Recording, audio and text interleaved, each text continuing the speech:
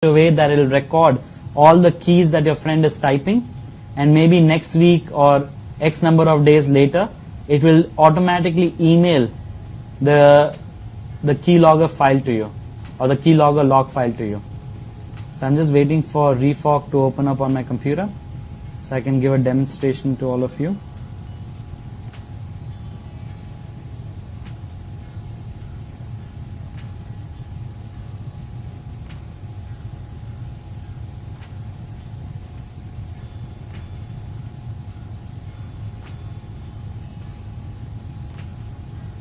It's taking some time to open. Let's just wait.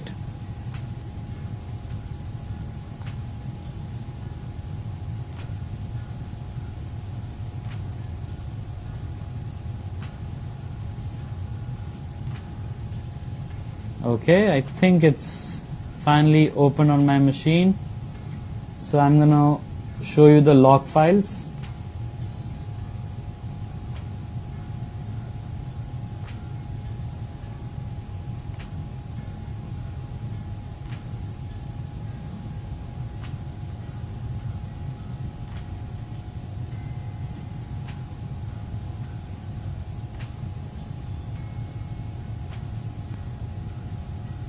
Alright, so finally the Refog keylogger has opened on my computer, and this is what the log data looks like.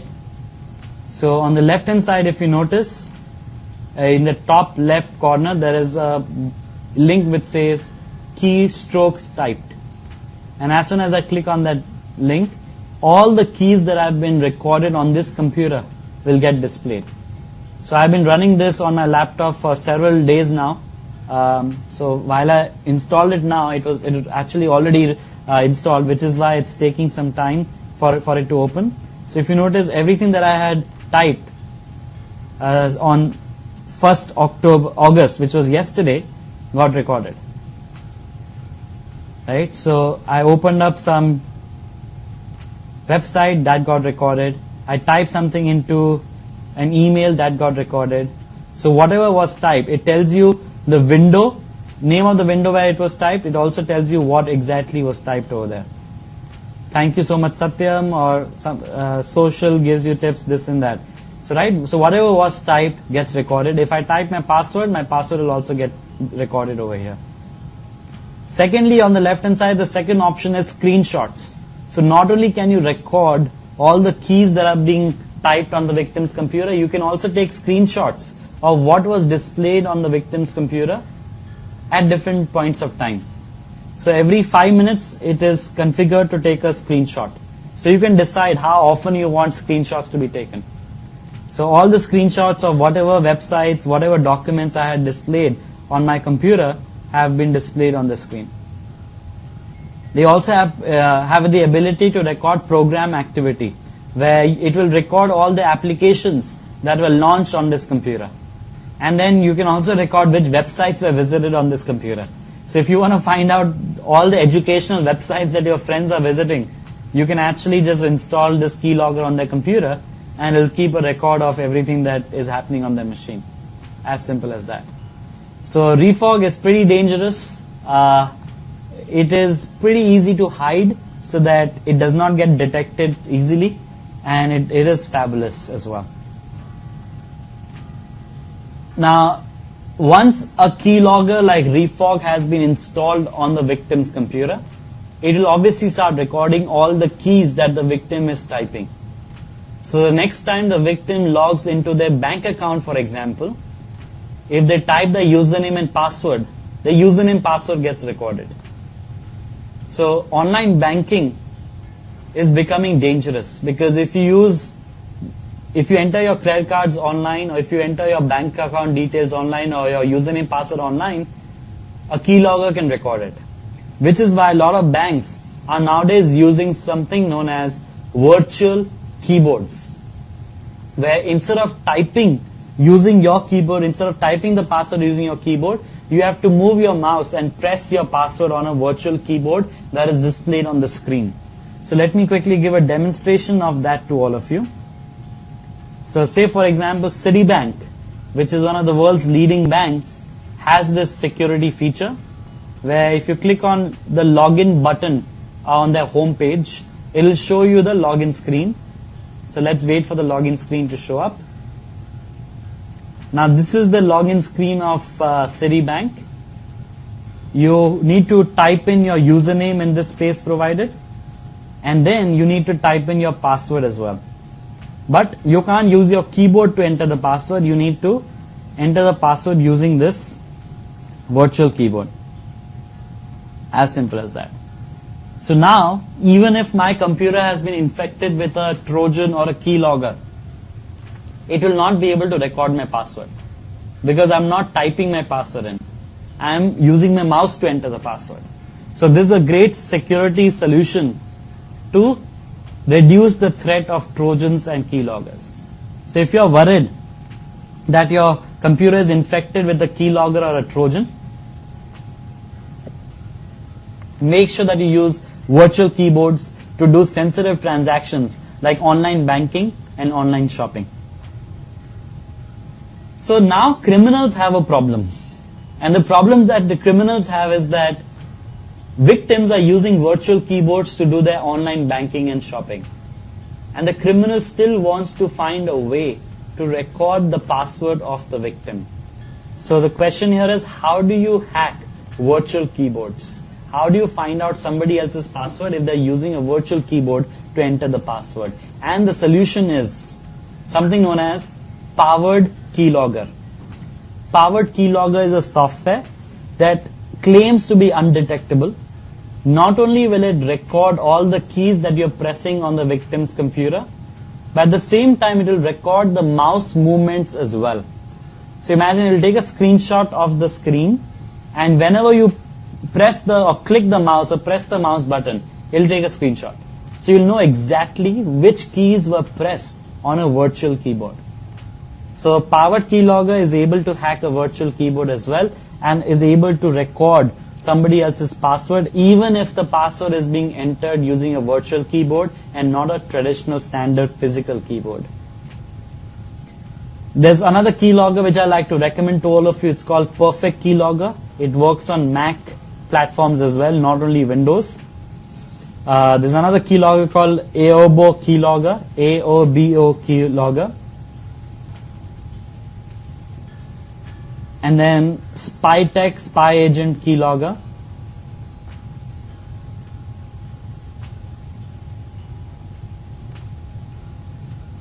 And you could also end up using a hardware keylogger. So imagine that you go for a meeting to some company and you want to find out what they are typing on their system. But you don't have access to their computer. So you don't have the time to crack the password of their Windows and then install a keylogger or anything like that. You don't even know their email address, so you can't email the keylogger to them. But you are in their office and you have maybe 2-3 minutes with you and you want to somehow install something so that whatever they are typing on their machine, you can record. So you can actually make use of a hardware keylogger. So hardware keylogger looks like what you are seeing on the screen. You can see the image on the screen. It's basically a small device that sits between the CPU and the keyboard of a desktop. So if you remember, a desktop typically has a keyboard, and the keyboard there's a wire that connects to the CPU. So from keyghost.com, this particular website, you can actually buy a physical hardware keylogger where one end of the keylogger you connect to the wire connecting to the keyboard and the other end you plug into the CPU. So imagine it's just a small device that sits, a physical device that sits between the wire coming from the keyboard and the CPU. So now whatever gets typed in that keyboard, it has to be sent to the CPU, but it goes via this keyghost hardware keylogger. And this keyghost hardware keylogger has built-in memory. So everything gets stored on it. And maybe 1 week later you come back to the office, just get this physical device again, and go back home and you'll be able to see all the keys that were pressed on that computer. A lot of criminals do this in cyber cafes or hotel business centers or also corporate companies. And the website is keyghost.com. From the same website, you can also purchase a USB keylogger, which looks just like a pen drive, but actually it's a keylogger. So you can just plug it to the CPU where the USB drives are, or to the laptop, and then record whatever gets typed on that computer. There's another Trojan called Robo Nanny, which allows you to secretly record audio using the built-in microphone of a computer remotely through the internet. You have another Trojan called Net Video Spy, which allows you to switch on the web camera of a victim remotely through the internet. There's yet another Trojan called Printer Activity Monitor. Printer Activity Monitor, which allows you to actually keep a record of everything that gets printed from a particular computer. See, a very common problem for companies is that a lot of time their employees, the way they steal something confidential is by taking a print of it. So how do you keep track of what was printed by which user at what time? So Printer Activity Monitor allows you to do that. We are running out of time, but in the last 10 minutes of today's lecture, I like to talk about my favorite portion of today's lecture, which is a technique called mobile phone spying.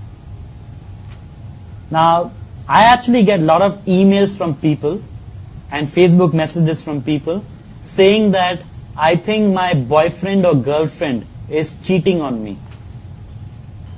Can you please help me hack into their Facebook account or their email account so I can find out who they are chatting with, who they are emailing, and who they are sending photos to, and so on. Now, whenever I get such a message, I don't actually reply, because I think it's obviously illegal to hack into somebody else's Facebook or mobile phone or WhatsApp and find out who they are chatting with, who they are calling, and things like that. But today, let me show you how easy it is to do that. So the name of the topic is mobile phone spying. Mobile phone spying is a technique that allows you to spy upon somebody else's mobile phone and find out who they are calling, who they are messaging on WhatsApp or SMS, or where they are going as well. So imagine the following scenario. Imagine that I am your friend and I study in the same college as you, or I work in the same company as you, and I want to spy upon everything that's happening on your mobile phone. So what do? I'll come up to you and pretend that, I'm out of battery, or my balance is over, I need to make a very urgent phone call. Can I please borrow your phone? And most people, they'll give their phone to their friends or colleagues. So obviously you'll give your phone to me, and that's going to be the biggest mistake of your life. Because the moment you give your phone to me, I'm going to pretend that I'm making a phone call, but actually I'll secretly open your browser and I'll download a spying Trojan or software onto your phone. After a few minutes, I'll return the phone back to you. And the best part is, the Trojan that I've installed on your phone, it's completely hidden. In other words, when you scroll left or right or up and down on your phone, there will be no new icon or notification that will appear anywhere on your phone. It's completely hidden. So I've given this phone back to you. You go back home, I go back home. Now once I go back home, I will log on to the spying software's website. I log into my account, and now I'll be able to see everything that's happening on your mobile phone. For example, if you make any phone calls, if you receive any phone calls, if you get any missed calls, the entire call log I can see on this website. If you send any SMSs or receive messages or send WhatsApp messages or receive them, I can read all those messages on the website. And if you take any video or take any photos using your phone, a copy of that video or photo will be available to me on that website. And the best part is, if your phone is GPS enabled, which nowadays most of the phones are, then when I log on to that website, there will be a Google map that will be displayed. And that Google map will show me your exact physical location using the GPS of your phone at any given point of time. So imagine if your girlfriend tells you that she cannot meet you because she is spending time at home with her parents, but when you log on to that website, you find out that your girlfriend is sitting in Bandra Bandstand, then you know that something very wrong is going on. So that is how you can actually find out if somebody is cheating on you or not, by simply installing a spyware or a Trojan on their mobile phone. And the name of the software that allow you to do this, the name of the Trojan is the following. You have Spy Phone Gold, Mobile Spy, and then you have Flexi Spy. So Spy Phone Gold, Mobile Spy, and Flexi Spy. And all of them are available as a download from the internet. They are unfortunately not free, they are paid software. And they work on Android phones, iPhones, Windows phones, but they will not work on old Nokia phones. So if your girlfriend is still using an old Nokia phone, then these tools, these Trojans will not work. So all you got to do is wait for your girlfriend's birthday, gift her a brand new Android phone. She'll be very happy with you that you bought her such a nice birthday gift. But in reality, you will also be able to now record everything that's happening on her mobile phone. As simple as that. So what are the solutions that you can implement to protect yourself against this kind of an attack? First of all, never give your phone to anybody. So even if it is your best friend asking you for your phone, do not give your phone, because they are probably, or they may actually misuse your phone and infect it. Secondly, if you suspect that somebody has already infected your computer with or rather your mobile phone with a Trojan, you basically need to do a factory reset by going into the settings, or you need to choose the option called erase all apps. Because it's not as if the Spy Phone Gold Trojan will be installed using that name. The name of that could be something like Android Update or something like that. So you won't be able to figure out which application to uninstall. So you need to erase or uninstall all the apps from your mobile phone. So that's basically what mobile phone spying is all about. And that's how you can basically get rid of mobile phone Trojans.